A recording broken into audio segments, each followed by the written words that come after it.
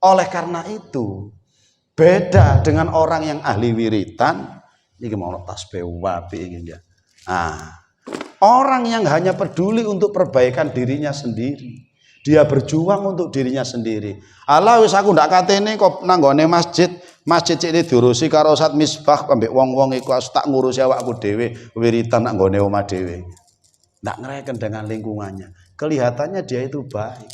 Ketika ada apa-apa di lingkungannya, no problem dia.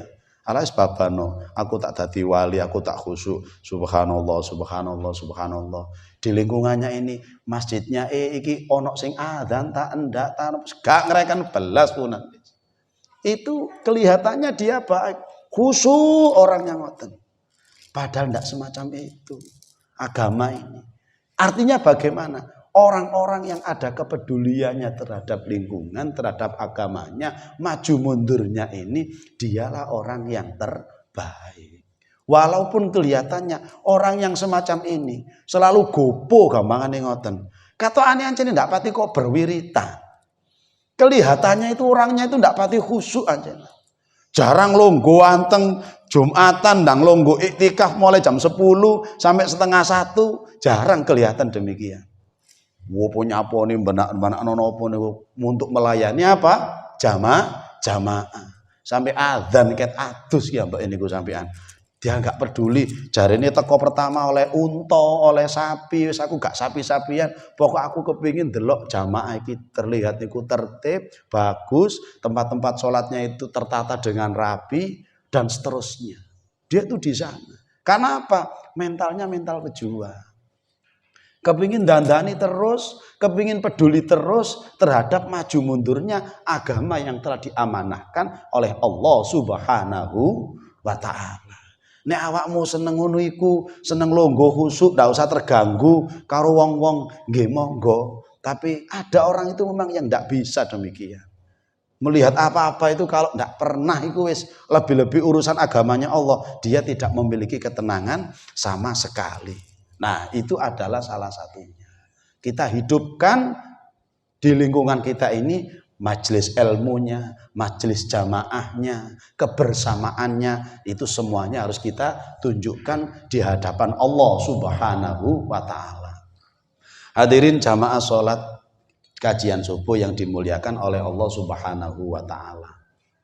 Lalu kemudian berkenaan dengan ilmu ini dan juga masalah pengajaran kita terhadap majelis-majelis dimanapun berada.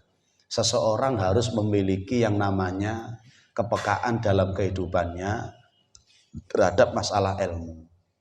Walaupun sampean itu dapat menyampaikan sedikit demi sedikit, tetap harus disampaikan tentang masalah kebaikan. Ada itu dawuh itu kayak gini, kulil haqqo walau kana murra. Sampaikan kebaikan itu walaupun kebaikan itu rasanya nopo pahit. Maksudnya bagaimana? Kalau sudah tahu yang namanya pahit, maka cara menyampaikannya bagaimana si pendengar ini tidak merasa pahit. Zaman di rumah lah punya anak atau mungkin sudah punya cucu, masih umur 2 tahun, ngerti kita obat ini rasanya pahit. Anak disuruh minum, mau apa enggak kira-kira? Enggak mau. Tapi kalau dibilang ini mari mas, wah satu plastik habis dia kan. Berarti bagaimana caranya? Loh, kalau sudah ngerti ini pahit, ya cara menyuguhkannya bagaimana caranya biar enggak pahit atau tetap pahit tapi anaknya mau minum. Apa yang dilakukan oleh orang tua biasanya? Digerus obatnya, dikasih air. Anakku yang aku cintai, aku sayangi, ini pahit cuma sebentar. Nanti kalau sudah minum air putih sudah tidak pahit lagi. Disuruh buka mulutnya terusannya, lalu diminumkan. Loh, sudah tidak pahit lalu sembuh. Nah, itu maksudnya demikian. Jadi kulil haqqo walau kana murran itu untuk siapa? Bukan untuk pendengarnya, untuk yang menyampaikan. Ada sesuatu kemungkaran di lingkungan kita, sesuatu yang tidak pantas untuk dilihat mata. Seumpama ada ibu-ibu mamane ngoten, Ya, ngaji wis dielingno. Kalau saumpama belanja keluar dari rumah atau mungkin nyapu-nyapu di halaman rumah, kalau bisa jangan hanya pakai dasteran yang kutung begini, ya. Wis ketok keleke, marang ngoten sik durung atus mambu pisan klambine. Karena itu rambu balsem, minyak minyak kayu putih sembarang mambu sak blok sampai anak ngoten nggih. Diingatkan, kita mau mengingatkan, menutup aurat kalau orang sudah terbiasa terbuka itu dikongkon nutupi itu sulit. Beda dengan ini namanya apa ini namanya? Cari kata orang Jawa, Nogosari atau orang apa tempat saya itu namanya gitu ya. Enggak tahu di sini apa namanya. Loh, manusia itu beda dengan ini. Ini waktu diciptakan dibungkus dia diam saja. Kenapa mboten? Sampai lahir dia diam saja lah. Kalau manusia sudah terbiasa membuka lalu disuruh nutup, tidak semudah itu dia langsung mau, ya Banda. Nah berarti kita sampaikan tadi itu. Nah ini nutup aurat ini pedih, pahit kalau disampaikan. Kamu jangan nutup aurat, dibakar nanti badanmu di neraka oleh Allah. Kata orangnya, keras sekali ya, ngoten ya. Kedengarannya. Lah cari formula yang sekiranya tidak pahit. Itu contoh sederhana saja. Bagaimana caranya? Ibu, manusia dengan hewan itu ya perbedaannya cuma satu. Kalau manusia itu kalau semakin tertutup, makanya endingnya manusia itu tertutup mulai ujung kepala sampai ujung kaki. Namanya apa? Dikasih kain kafan. Kalau hewan ketelanjangan dia. Nah, awak dewi yang membedakan manusia dengan hewan itu adalah satu, yaitu ilmu. Lalu diamalkan. Salah satu ilmu itu adalah apa? Semakin kita harus ada, semakin tertutup aurat ini. Punya rasa malu. Indikasi seseorang tidak punya yang namanya keimanan atau semakin menipis imannya, kapan? Semakin ia menipis rasa malunya. Maka sebetulnya panjenengan ini imannya besar, mungkin sedang lupa. Ayo coba sama luwe ayu ketutupan daripada buka. Ya, niku.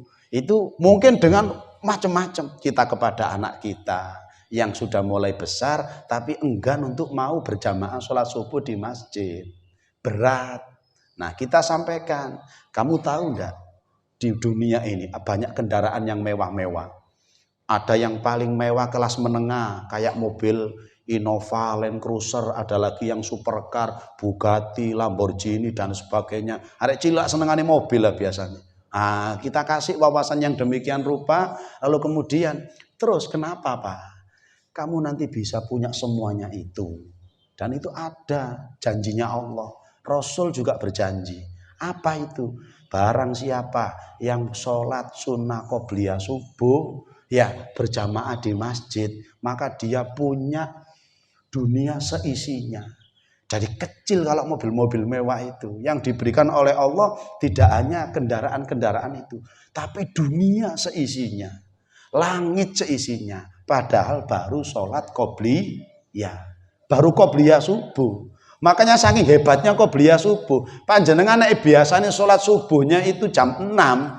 Angel oleh tangil adzan subuh iku nggih ya. Ndak remoto ku coweket ngoten pamane ngoten.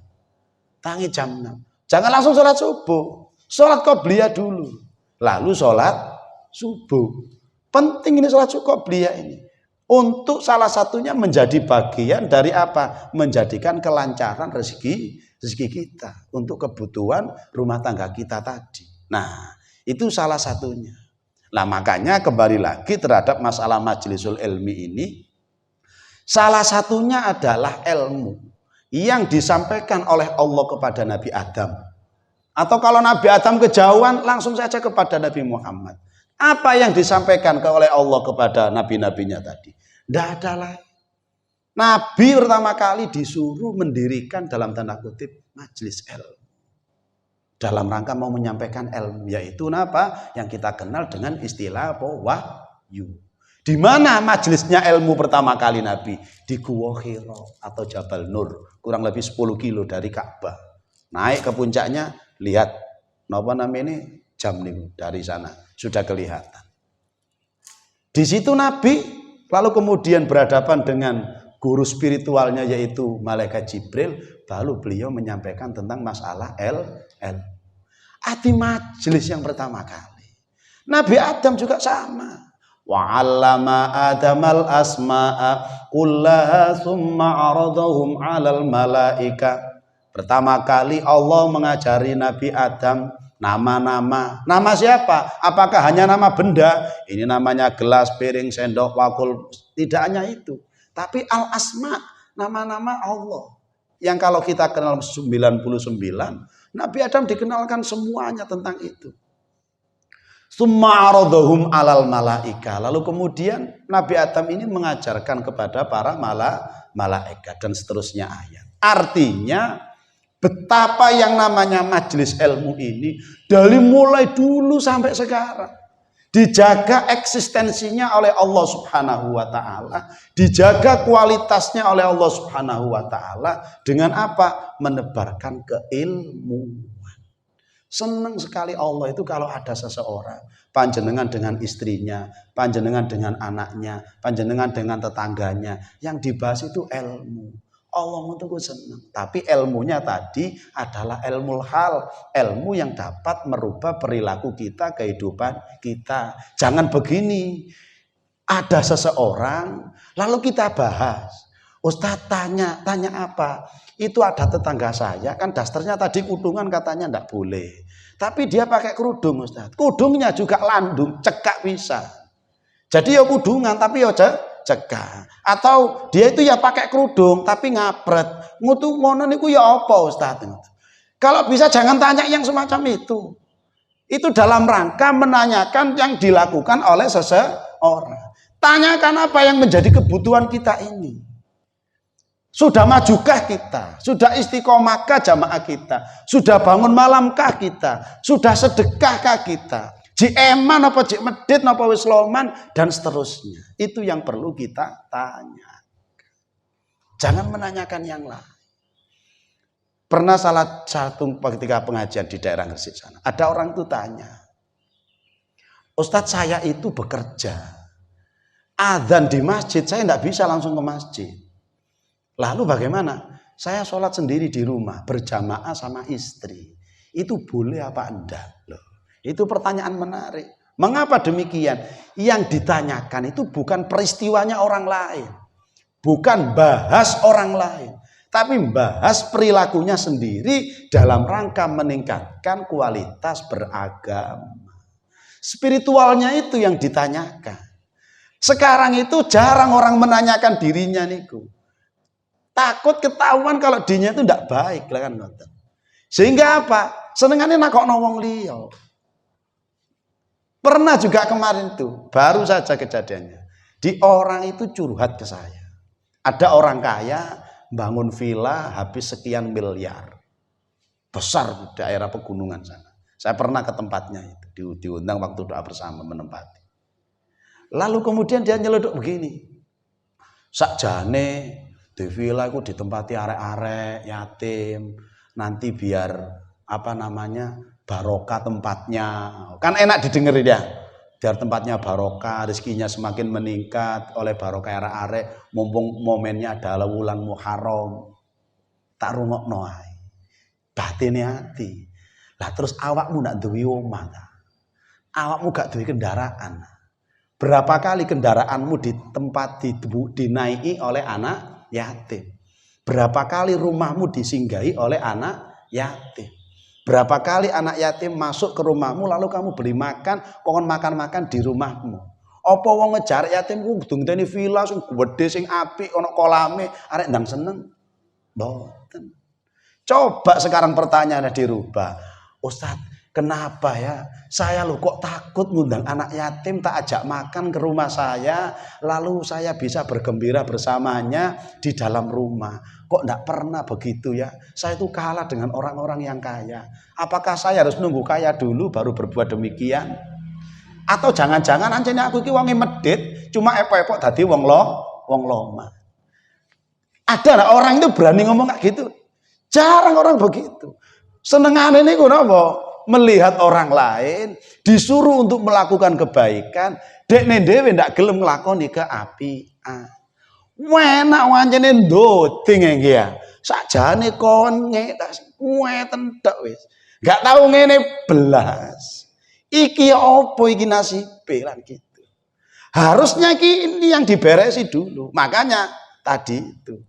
Nah, kembali lagi kepada Nabi Adam dan Nabi Muhammad dalam penerimaan wahyu. Itu dibangkitkan keimanannya Nabi dalam tanda kutip melalui wahyu Iqra bismi rabbik. Nabi kalau mau melakukan apa-apa, satu baca situasinya, lalu kemudian dengan menyebut nama Allah.